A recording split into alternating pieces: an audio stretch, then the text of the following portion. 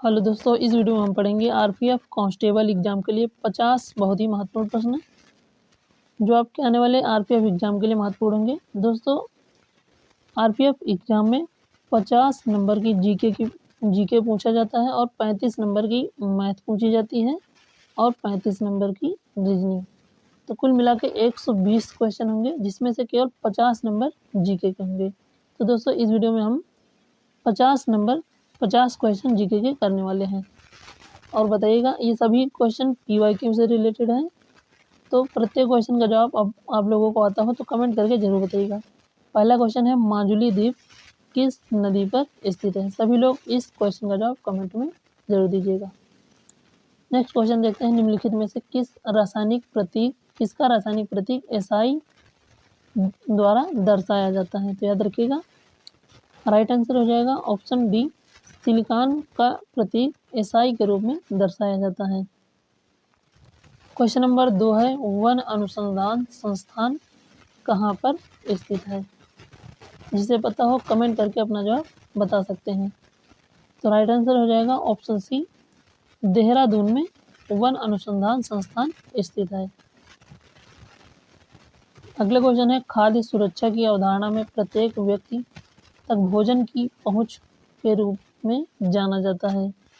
याद रखिएगा, right answer हो जाएगा ऑप्शन बी, भोजन की सुलभता के रूप में जाना जाता है। अगला क्वेश्चन है, निम्नलिखित में से कौन सा देश 2028 में ग्रीष्मकालीन ओलंपिक की मेजबानी करेगा? याद रखिएगा, राइट आंसर हो जाएगा ऑप्शन सी, संयुक्त राज्य अमेरिका। और 2024 की मेजबानी किसने की थी? तो पेरिस फ्रांस ने 2024 की मेजबानी की। और 2020 की मेजबानी किसने की थी? टोक्यो जापान ने। अगला क्वेश्चन है, राज्य की न्यायिक सेवा में भर्ती के लिए प्रतियोगी परीक्षाओं का आयोजन कौन सा प्राधिकरण करता है? तो याद रखिएगा, राइट आंसर हो जाएगा ऑप्शन सी, राज्य लोक सेवा आयोग। दोस्तों, ये सभी क्वेश्चन आरपीएफ कांस्टेबल में पूछे जा चुके हैं, तो वीडियो को लास्ट तक जरूर देखिएगा। अगला क्वेश्चन है, निम्नलिखित में से टाइटन किस ग्रह का उपग्रह है?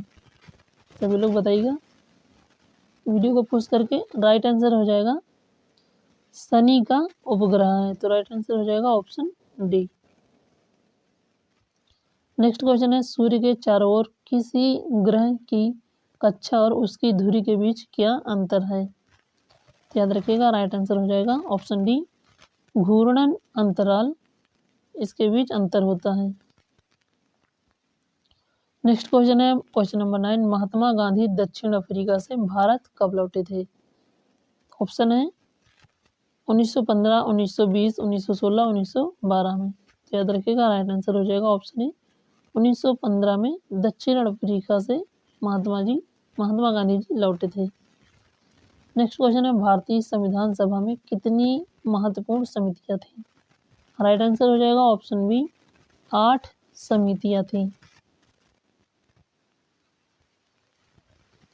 नेक्स्ट क्वेश्चन है, निम्नलिखित में से कौन सा सरकारी अधिनियम ब्रिटिश भारत में अखिल भारतीय संघ की स्थापना की अनुमति देता है? राइट आंसर हो जाएगा ऑप्शन डी, भारत सरकार अधिनियम 1935।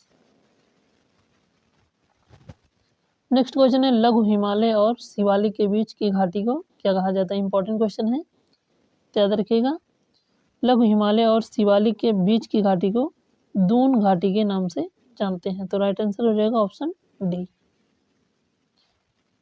नेक्स्ट क्वेश्चन है, निम्नलिखित में से कौन सा त्योहार सुरक्षा के बंधन के रूप में जाना जाता है? राइट आंसर हो जाएगा ऑप्शन सी, रक्षा बंधन।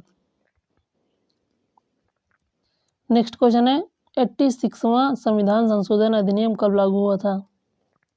इंपॉर्टेंट क्वेश्चन है, राइट आंसर हो जाएगा ऑप्शन डी, 2002 में लागू हुआ था, जो शिक्षा से संबंधित है।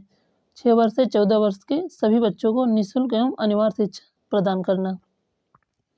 नेक्स्ट क्वेश्चन है, क्वेश्चन नंबर 15, निम्नलिखित में से कौन ग्रीष्मकालीन ओलंपिक खेलों में शामिल है? बेटीलॉन, स्केल्टन, गोल्फ या फिगर स्केटिंग? तो याद रखिएगा, राइट आंसर हो जाएगा गोल्फ ग्रीष्मकालीन ओलंपिक खेलों में शामिल है। नेक्स्ट क्वेश्चन, निम्नलिखित में से काठियावाड़ प्रायद्वीप किस राज्य में स्थित है? इंपॉर्टेंट क्वेश्चन है, तो याद रखिएगा। राइट आंसर हो जाएगा गुजरात राज्य में स्थित है। नेक्स्ट है, भारत में शहरी स्थानीय सरकार कितने प्रकार की है? इंपॉर्टेंट क्वेश्चन है। राइट आंसर हो जाएगा ऑप्शन बी 8 प्रकार की है। क्वेश्चन नंबर 18 है, निम्नलिखित में से कौन सा ऊतक पौधों में पाया जाने वाला एक जटिल स्थायी ऊतक है? इंपॉर्टेंट क्वेश्चन है, तो याद रखिएगा। राइट आंसर हो जाएगा जाइलम एक जटिल स्थायी ऊतक है। जाइलम और फ्लोएम ये दोनों जटिल स्थायी ऊतक हैं। और जाइलम का कार्य क्या होता है? तो जल का परिवहन करना। और फ्लोएम का कार्य क्या होता है?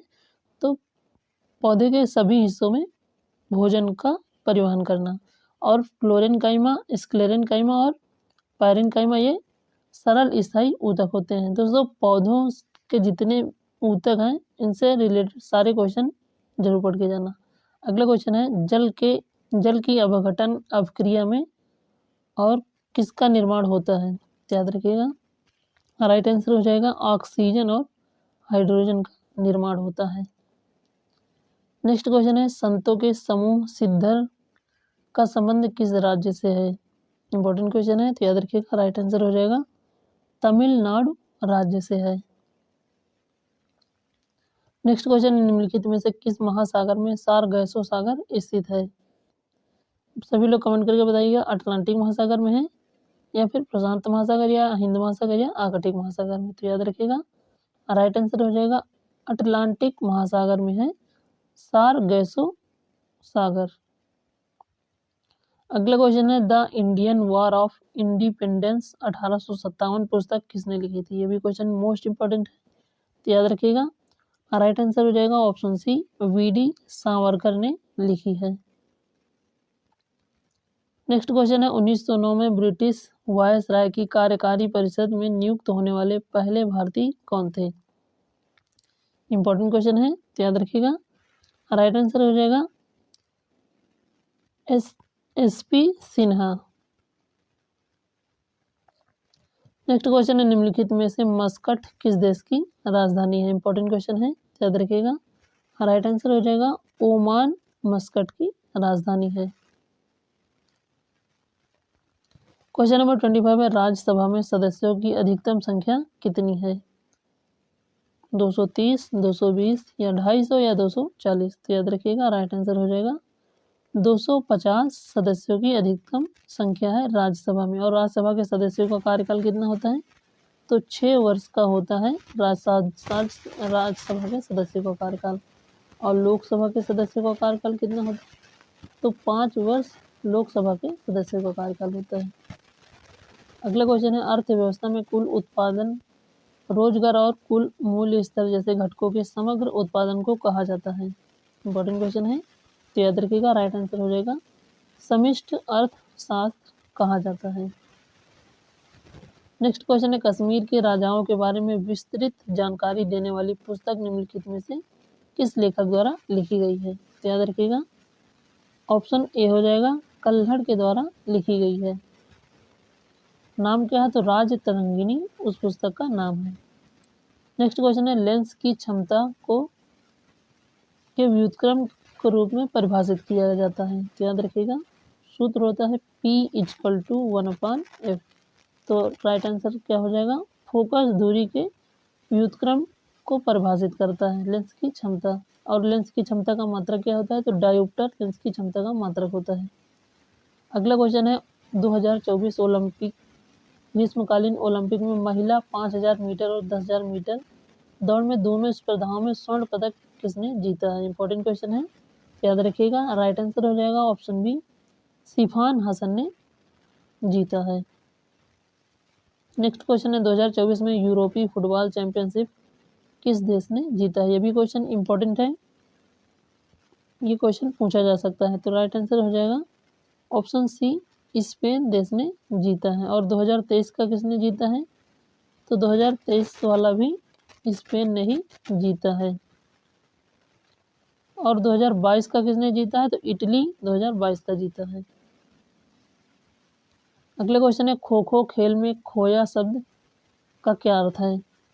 इंपॉर्टेंट क्वेश्चन है, तो याद रखिएगा। राइट आंसर हो जाएगा जाओ पीछा करो। खोया शब्द का अर्थ है। नेक्स्ट क्वेश्चन है, ग्रामीण क्षेत्रों में स्थानीय स्वशासन सरकारों की व्यवस्था क्या है? तो याद रखिएगा। राइट आंसर हो जाएगा ऑप्शन बी, ग्राम न्यायालय। नेक्स्ट है, अखिल भारतीय ट्रेड यूनियन कांग्रेस के प्रथम अध्यक्ष कौन है? इंपॉर्टेंट क्वेश्चन है, याद रखिएगा। राइट आंसर हो जाएगा ऑप्शन सी, लाला लाजपत राय।